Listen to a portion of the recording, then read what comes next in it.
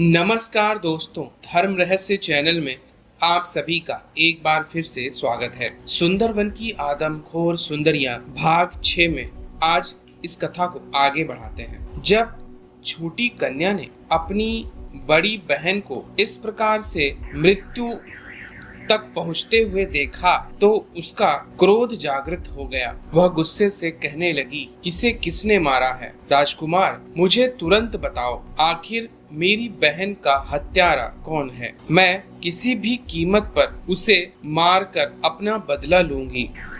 जब से हम लोगों ने होश संभाला तब से एक साथ रहे और आखिरकार हमें भागते हुए यहाँ तक आना पड़ा। यह सब क्या था? मुझे लगता है कि निश्चित रूप से यह उसी राजा का काम है जिसने हमें बंदी बनाया था।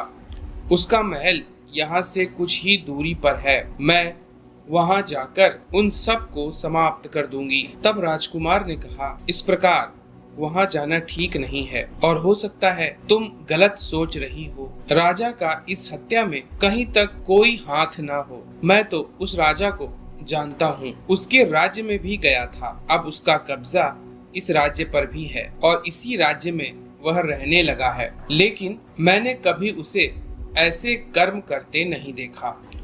तब उस कन्या ने कहा, तुम बहुत भोले हो, तुम्हें इस बारे में कुछ भी नहीं पता है, इसलिए तुम ऐसा सोचते हो। अगर तुम राजा के राजकुमार होते तो शायद तुम्हें सब कुछ पता होता। यह सुनकर राजकुमार मंद मंद मुस्कुरा रहा था, क्योंकि वह यह सोच रहा था कि यह लड़की कितनी भोली है। मैं सच में राजकुमार हूँ और राजा के ही निर्देश पर यहाँ तक आया हूँ। कन्या कहती है, अब मेरी दीदी के शव को चारों ओर से पत्थरों से ढक कर रख दो। मैं इनका अंतिम संस्कार नहीं करूंगी जब तक मैं बदला नहीं ले लेती। वह राजकुमार बना व्यक्ति जो कि सहायता के लिए कन्याओं के साथ वहाँ उपस्थित है, इस बात को सोचता है और यह मन में विचार करता है कि इस कन्या की बात मानने में ही हर प्रकार से फायदा है, कहीं यह मुझ पर शक ना करने लगे। तब कन्या के कहने पर उसकी बहन के शव को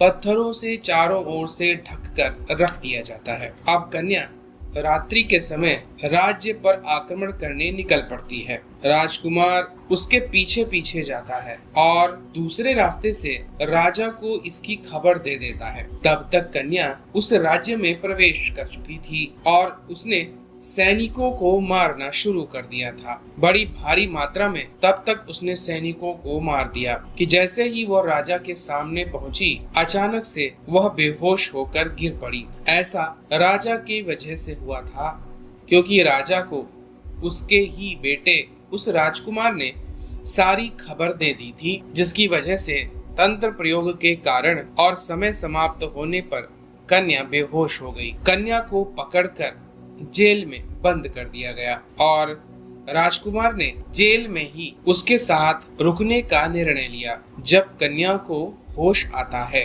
तब सामने वह राजकुमार रूपी उस व्यक्ति को देखती है और कहती है, तुम यहाँ कैसे आ गए? तब वह कहता है, मैं तुम्हारे पीछे पीछे आया, मुझे तुम्हारी चिंता थी, इसीलिए जब तुम राजा के सामने पहुंची तब मैं भी वहां पर राजा को मारने आ चुका था, लेकिन तब तक तुम पता नहीं कैसे बेहोश हो गई और राजा के सैनिकों ने मुझे और तुम्हें पकड़कर जेल में बंद कर दिया है। कन्या ने कहा, तुम मेरे लिए इतनी दूर आए, सच में तुम्हें मेरी बहुत चिंता है। राजकुमार तुरंत तेजी से उस कन्या की तरफ बढ़ा और उसका हाथ अपने हाथों में लेकर कहने लगा, मैं आपसे प्रेम करता हूँ, आपसे विवाह करना चाहता हूँ। आप मेरा यह प्रणय निवेदन स्वीकार कीजिए। मैं आपके अतिरिक्त किसी अन्य कन्या से विवाह नहीं करूँगा। यह सुनकर कन्या को बड़ा अचरज हुआ।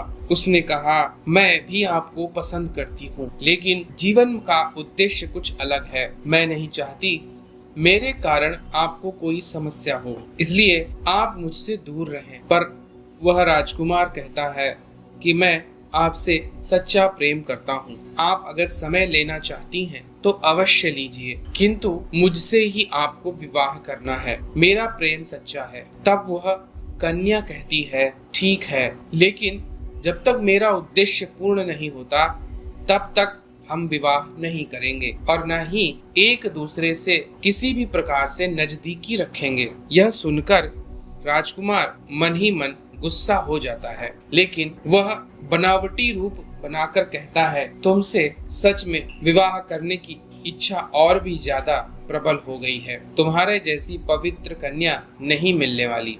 तब राजकुमार कहता है, मैंने जब तुम बेहोश थी जेल से भागने के लिए एक योजना बना ली है। चलो यहाँ से भाग जाते हैं। और वह एक व्यक्ति को बुलाता है जो कि सैनिक था।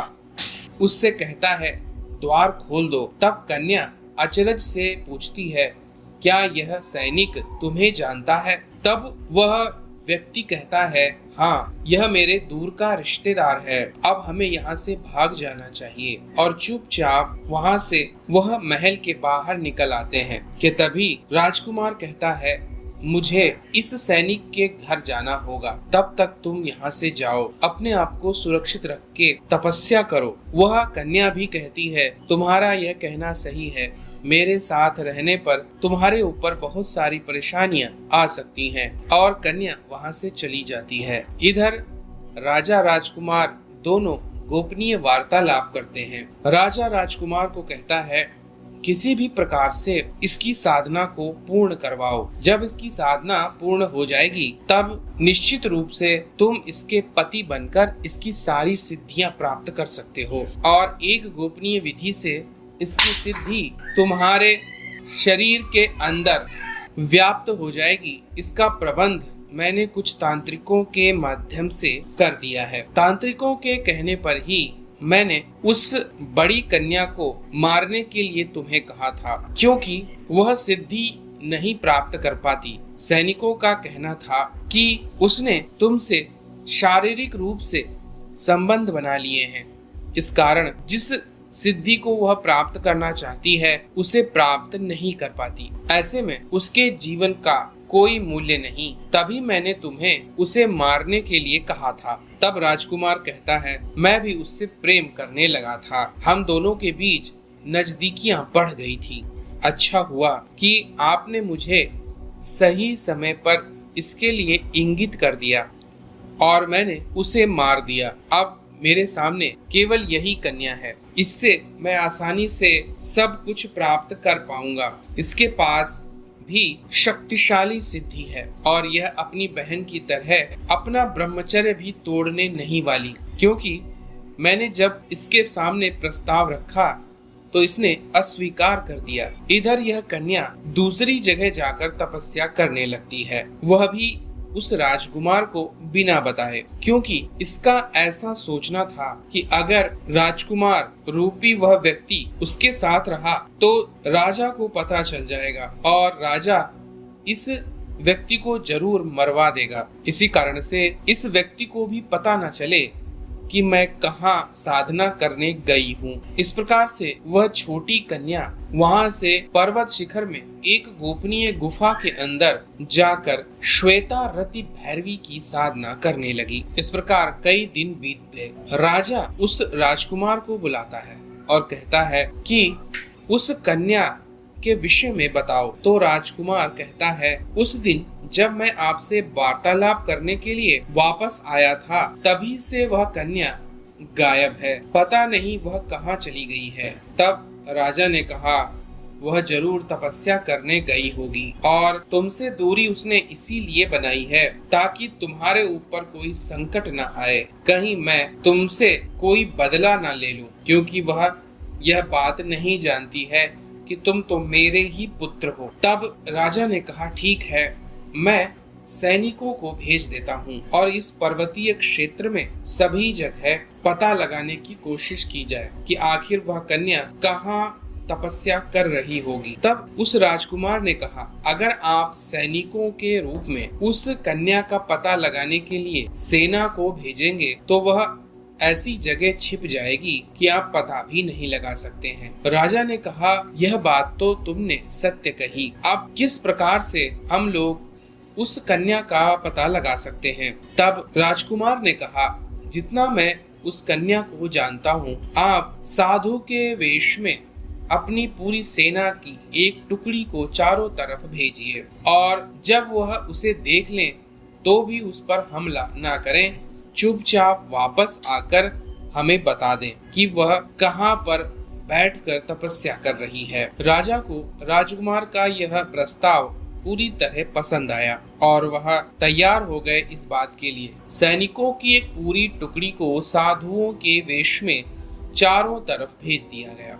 इधर कन्या गुफा के अंदर बैठकर भीषण तपस्या करने लगी। उसकी तपस्या इतनी ज्यादा तीव्र थी कि वहां से तरंगे चारों तरफ फैल रही थी। वह स्थान श्वेत प्रकाश से भरने लगा और अचानक से एक दिन एक स्त्री वहां पर दौड़ते हुए आई। तपस्या कर रही उस कन्या की आंखें खुल गईं। उस स्त्री से उसने पूछा तो उस स्त्री ने कहा, मेरे पीछे बाघ आ रहा है, मेरे प्राण की रक्षा करो, मुझे बचाओ। तब वह कन्या उस स्त्री को अपने पास रोक कर कहती है, मैं अभी आपकी रक्षा करती हूँ। सामने से बाघ बिल्कुल प्रत्यक्ष खड़ा था। तब कन्या ने भी अपनी श्वेत भैरव शक्ति को याद किया और उस बाघ के सामने उससे लड़ने पहुंच गई। लेकिन बाघ की गर्जना से वह अचानक से पीछे जाकर गिरी और उसकी सिद्धि भी पूरी तरह शून्य हो गई। आगे क्या हुआ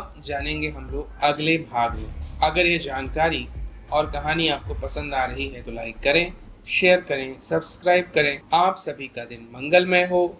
जय मां पराशक्ति।